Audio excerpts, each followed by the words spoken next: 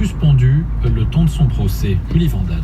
Bis repetita, l'audience devant le tribunal du code de conduite s'est ouverte ce mardi sans le juge Walter Samuel Onogen, le plus haut magistrat du Nigeria qui est accusé de ne pas avoir déclaré plusieurs comptes bancaires en dollars, euros et livres sterling.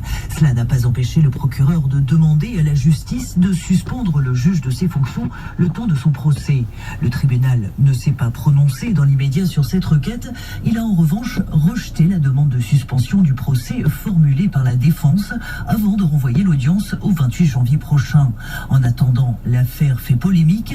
L'opposition accuse notamment les autorités de vouloir se débarrasser du juge alors que la Cour suprême est compétente pour régler les éventuels litiges liés au scrutin.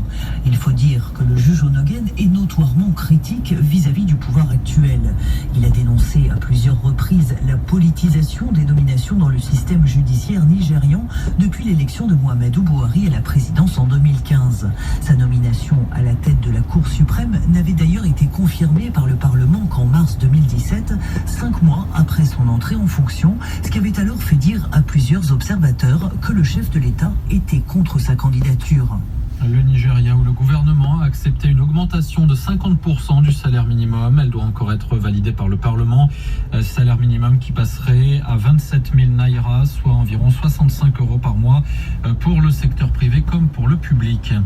Certaines délégations ont quitté Bangui hier, direction Khartoum et le Soudan, où doit s'ouvrir le dialogue intercentrafricain demain.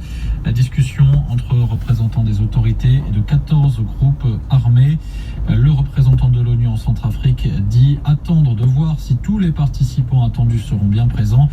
Parfait Onanga Nyanga espère qu'un véritable accord de paix sera signé à la fin de ces tractations. Il était aujourd'hui l'invité d'Afrique Matin, entretien à réécouter sur RFI.fr.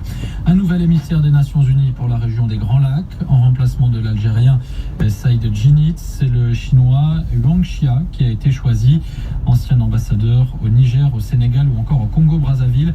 C'est la première fois que la Chine obtient une nomination à un poste aussi élevé dans la hiérarchie de l'ONU. Au Zimbabwe, l'opposition rejette la proposition de dialogue faite par le président. Pour dialoguer, il faut être libre de parler, estime le leader de l'opposition Nelson Chamisa. Plus tôt dans la journée, hier, Emerson Mnangagwa, forcé de rentrer de l'étranger après les manifestations de la semaine dernière. Emerson Mnangagwa avait invité les chefs des partis politiques, les responsables religieux et ceux de la société civile à engager un dialogue national avec son gouvernement. En France, l'annonce de la hausse des frais d'inscription pour les étudiants non européens à la rentrée prochaine continue de faire des vagues. Depuis une semaine, des universités très en colère contre cette décision ont annoncé qu'elles n'appliqueraient tout simplement pas la hausse.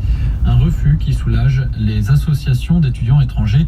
Explication Marc Etcheverry. 45% des étudiants étrangers en France proviennent d'Afrique. Alors quand en novembre dernier, le Premier ministre Édouard Philippe annonce